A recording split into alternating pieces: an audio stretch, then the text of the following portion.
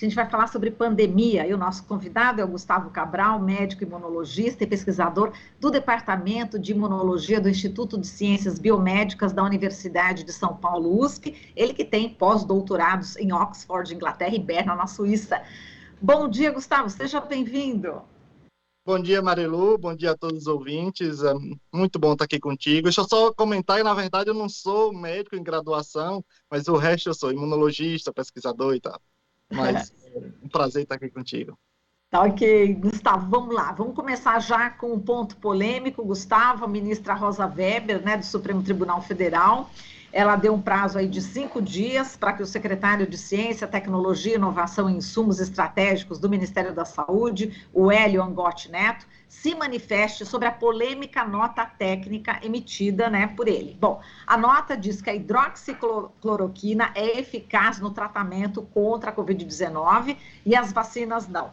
Depois, ele voltou atrás, soltou outra nota, dessa vez sem críticas, né, às vacinas, mas ele continuou defendendo a hidroxicloroquina, o kit Covid, enfim, essa postura vai contra a própria Comissão Nacional, né, de Incorporação de Tecnologia do Sistema de Saúde, a CONITEC, que o Ministério da Saúde também convocou e deu parecer contrário ao kit Covid. Como é que você vê esse choque, né, dentro do próprio Ministério de postura e, enfim, essa polêmica toda que acabou caindo aí no STF de novo?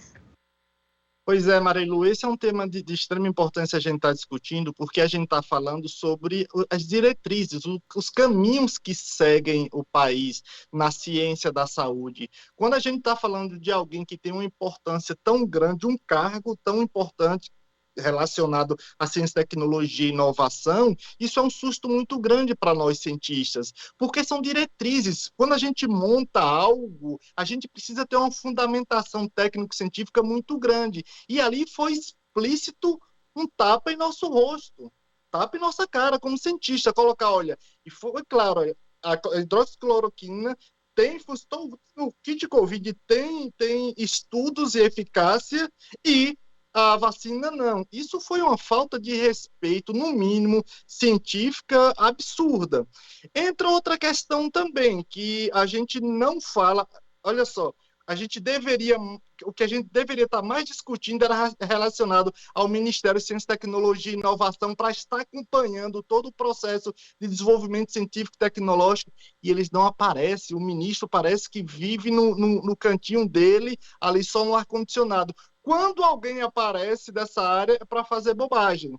No mínimo, estou falando bobagem no mínimo. Então, assim, é uma desconexão com a realidade absurda. Com o resultado, o que nós estamos vivendo. Mesmo depois de 600 e tantas mil mortes, nós estamos entrando num pico novamente da Covid e tendo que lidar, infelizmente, com essas fake news vindo de cargos de extrema importância. Então, infelizmente, está sendo judicializado a ciência. Exato. Agora vamos aproveitar que você é imunologista, vamos falar aqui um pouquinho sobre a Omicron, né? Os pesquisadores da Universidade de Medicina da Prefeitura de Kyoto, no Japão, concluíram aí que a Omicron é mais resistente no ambiente externo, pode sobreviver muito mais tempo que as outras cepas, né, que já apresentaram, tanto em superfícies plásticas, como também em pele humana. Vou dar aqui o resultado e eu gostaria do seu comentário, né? Os testes em laboratório mostraram que a Omicron pode sobreviver por até 21 horas sobre a pele e até 8 dias em superfícies plásticas. A gente já lembra aí da sacolinha de supermercado, né? Enfim, como é que você viu aí esse estudo? É realmente impressionante a maneira como a Omicron está se desenvolvendo. O que você podia falar a respeito, Gustavo? Pois é, Marilu, isso é um tema que ele é muito discutido, tá? Porque assim, porque quando a gente faz um estudo desse tipo, a gente mantém condições ideais laboratoriais para que o vírus, para que o RNA viral, tá? Material genético do vírus, ele permaneça viável por determinado problema. É complexo a gente associar a vida real, porque a vida real a gente tá a gente pega calor, a gente tem a questão da vestimenta, então tem muitas coisas que influenciam. Então, assim, a gente não pode cravar que ele fica ele consegue permanecer viável durante determinado período. Porque também tem a questão, o vírus fora do corpo, ele não se replica. A tendência é que ele vá sempre diminuindo a carga. Então, é algo que, olha, é algo que a gente tem que ter uma atenção, claro, mas não é a mais preocupante. Tá bem? Claro que leva a importância da gente estar sempre mantendo a higiene, o álcool em gel e tal, mas não é a mais preocupante. O que é a mais preocupante mesmo é a transmissão direta. Isso sim, porque a gente passa vírus viável. Isso é uma coisa, não é só chegar ali e encontrar o RNA. Muitas vezes o RNA do vírus, o material do vírus está ali, mas ele não é viável. Então, por isso que tem os diversos fatores. Agora, passar de pessoa para pessoa, por exemplo, por isso que a gente chama a atenção de manter firmemente o uso da máscara e da vacinação. Esses são os pontos principais. Mas esse estudo é algo que chama a atenção pela capacidade dessa nova variante, infelizmente. Exato. Uma dúvida, Gustavo. Enfim, na praia, o que a gente vê, né? Eu vou para a praia com a máscara. E eu percebo que eu sou a única. Assim, que a gente percebe que as pessoas não estão usando. Mas como está ao ar livre, você acha que realmente é uma possibilidade, enfim, de tirar a máscara ou não? Qual que é a sua opinião a respeito? A não ser assim, praia é diferente, né? Praia lotada ou praia praticamente vazia. Tem diferença aí, né, Gustavo? Esse é exatamente o ponto, Marilu. Se a gente está no ar livre, por exemplo, não tem a necessidade de estar usando a máscara. Agora, se nós estamos no ar livre com aglomeração, aí não tem como a gente fugir, porque o vírus vai passar rapidamente de um para o outro. Se a gente tem contato direto, a gente pode passar o vírus de um para o outro. Não tem como fugir. A questão do ar livre, sozinho ou com poucas pessoas, com distanciamento, o vírus não vai sobreviver. Agora, se houver aglomeração, não importa se você está no ar livre ou em ambiente fechado, tem que manter a máscara. Gustavo, vamos lá, vamos falar aqui sobre os dados, aqui os números, os últimos números aqui da pandemia. O Brasil registrou nessa quarta-feira 219.878 casos de Covid nas últimas 24 horas, é um recorde na pandemia. O país totaliza 24.553.950 infectados pela Covid desde o começo. A média móvel foi de 161.870 diagnósticos positivos, 169% maior do que de 2 semanas atrás. Nas últimas 24 horas também, o Brasil registrou 606 mortes, elevando aí o número para 624.507 pessoas que perderam suas vidas. São vidas, a gente está falando de números, mas são vidas. E a média móvel foi de 369 óbitos, 194% maior que o cálculo aí de 14 dias. Eu queria que você falasse como é que você vê esse atual estágio da pandemia em relação a esses casos e também mortes. Pois é, Marilu, você falou um ponto aí muito importante, foi a questão, olha, não são números, são vidas. Porque quando a gente fala de estatística, a gente meio que perde a empatia. Mas quando a gente fala, nós estamos falando da vida, de pessoas, pode ser seu vizinho, pode ser alguém de sua família, pode ser você, pode ser eu, pode ser qualquer pessoa. E isso é somatória de mortes, de vidas perdidas. Então a gente precisa levar em consideração. Esses números estão mostrando basicamente que a gente vem tentando orientar desde o início do ano, desde o final do ano. Olha só, a Ômicron está vindo aí, ela tem uma capacidade de, mesmo que baixa, de escapar da imunidade gerada pela vacina com 2 doses, por isso houve a necessidade de uma terceira. O número de pessoas com a dose de reforço, com terceira dose, é baixo. Então, a gente precisa ter cuidado, mas todos vimos o que aconteceu no final, início de ano. Então, o resultado seria esse, porque a variante ela tem capacidade de contágio fora do comum, fora do que a gente está acostumado a lidar na ciência. Infelizmente, então, consequentemente, teve a dispersão. E esse prejuízo ele só não é maior porque a vacina está segurando. está segurando os números de mortes. Mas, para essa variante, a gente precisa da dose de reforço, que a gente chama da terceira dose, para a gente diminuir. A gente está vendo que o número de mortes, a grande maioria, não é a totalidade, mas quase, são de pessoas não vacinadas ou pessoas que não têm um ciclo vacinal completo. Então, assim, está chamando, a gente precisa estar mesmo chamando a atenção o tempo inteiro. Olha, pessoal, não tem como a gente fugir disso. Para controlar a pandemia, a gente precisa ter essas questões, a vacinação completa, o uso da máscara em lugares que tem aglomeração. Não tem como a gente fugir disso. E exigir também que as lideranças deem exemplo. Esse é um grande ponto. A participação social não é só essa questão individual, é uma questão coletiva, porque a gente tem obrigações, mas as lideranças têm mais. Então, essas lideranças têm que ter responsabilidade, inclusive trabalhar em conexões e articulações, diálogos com outros países para levar imunização para o mundo inteiro, porque é inadmissível a gente olhar para um continente como o continente africano, um continente, eu não estou falando nem um país, que já é muita coisa, lá com menos de 10% da população com imunização completa. Então, se a gente quer controlar a pandemia, a gente precisa olhar muito mais do que o próprio umbigo. A gente precisa ser coletivo. Agora, como vai se dar essa transformação, né, Gustavo, em relação a esse olhar, né, enfim, para o sul do mundo, né? Como é que os países, né, que estão ao norte, que estão super desenvolvidos, quando que você acha que vai poder ocorrer essa transformação? Porque há muito tempo existe essa desigualdade e agora, né, exacerbou, né? A pandemia exacerbou essa desigualdade. É um problema bastante complexo, né, Gustavo, para resolver? É um problema bastante complexo que nós víamos, entre aspas, evoluindo. Nós tínhamos ganhado muito mais capacidades, por exemplo, quando o surgimento e o crescimento da globalização, houve uma maior interconexão, né? Então, a gente passou a olhar muito mais para diversos países, diversas áreas do mundo que tem esse histórico de precariedade, na verdade, esse histórico de agressão, de roubo. Vamos falar a realidade. Então, assim, deixando esses países muito mais suscetíveis. Porém, essa última década, em especial, a gente tem sofrido e perdido muito mais essa capacidade de diálogo.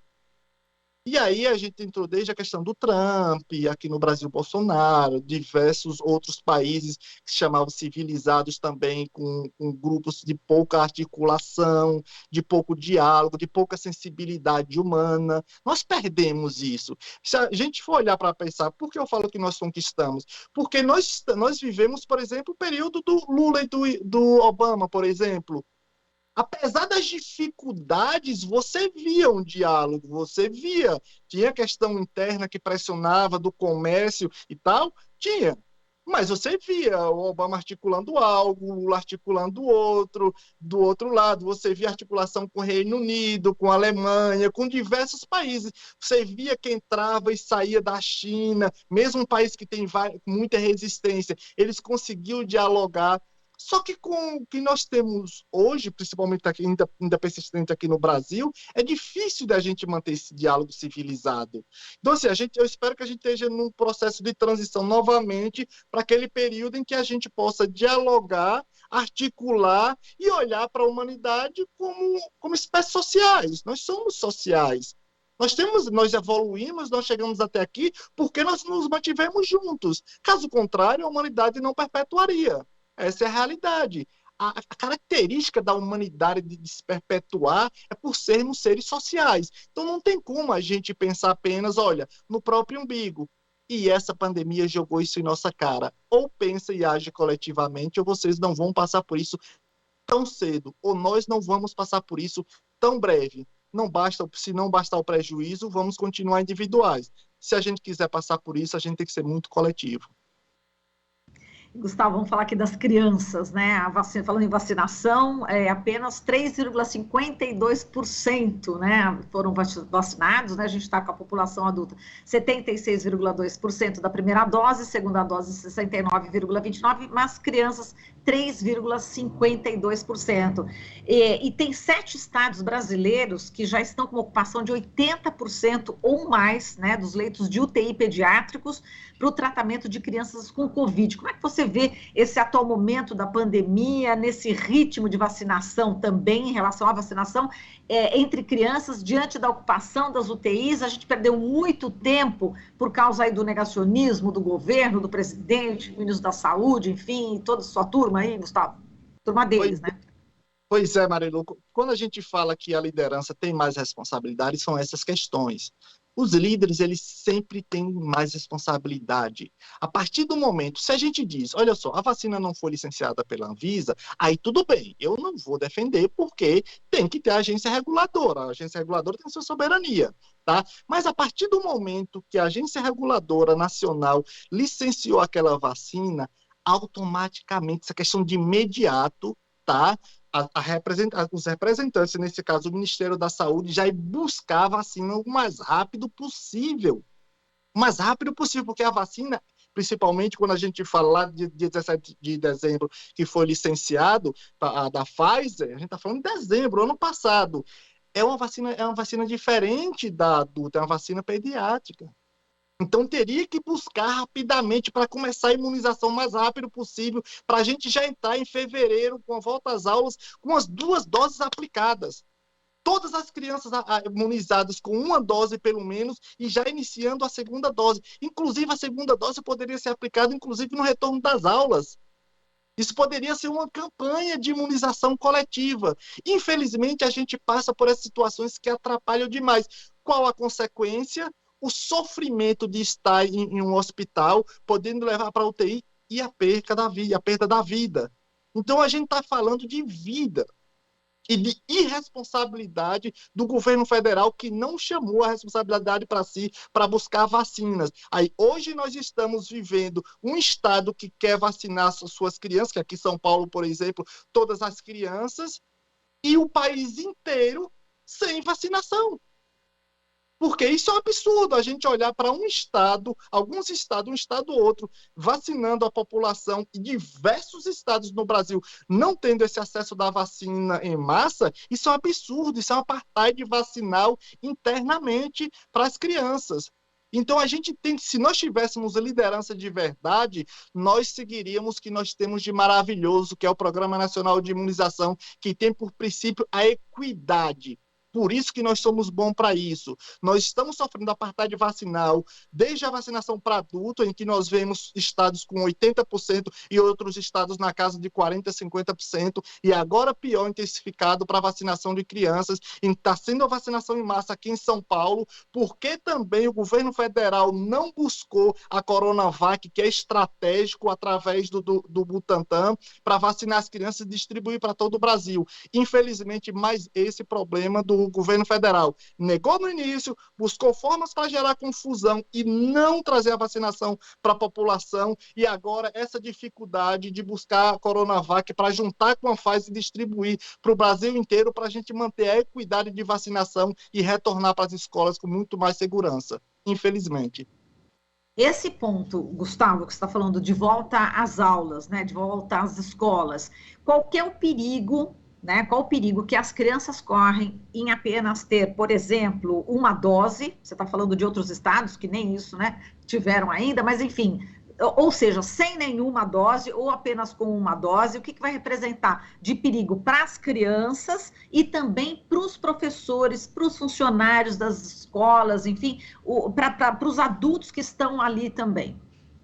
O sistema todo ele está envolvido, ele está conectado. Quando a gente fala em crianças para a escola, a gente está falando todo um processo relacionado, desde os familiares das crianças, aos profissionais que estão envolvidos, o transporte, porque a gente está imaginando, às vezes a gente está imaginando na nossa cabeça, eu mando meu filho para a escola, eu levo de carro, aquele carro específico vem pegar. A realidade brasileira não é assim. Então tem um transporte também, manter as escolas, manter as crianças com o uso da máscara contínua, em distanciamento credenciamento em transporte público nesse Brasilzão não é fácil, tá? Então tem tudo isso que envolve, por isso que o risco basicamente é de vida.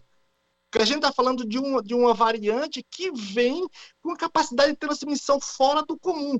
Pega algumas crianças, por exemplo, que esteja com o sistema imunológico oscilando, inclusive adultos, seja com o sistema imunológico oscilando, que é muito fácil disso acontecer nesse momento, que a gente vive uma pressão enorme psicológica, então o estresse tem afetado a gente de forma fora do comum.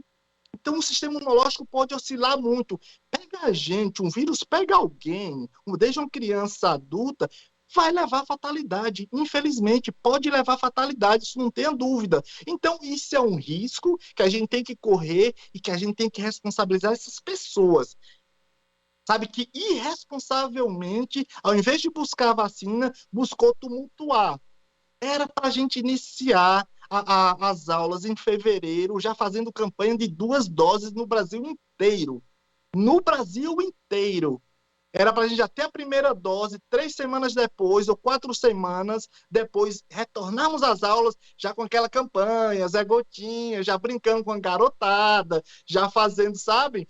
E aí a gente já conseguia, por exemplo, as pessoas dizem, mas tem que é um risco, que essa vacina pode ser um risco, a gente tem que assinar e tal, mas uma mentira que é passada. Agora, se fosse na escola, sim, assinaria o termo, vai lá os professores, profissionais da saúde e fazer a vacinação. Isso seria tão bonito e tão grandioso de nossa parte que a gente estaria salvando vidas.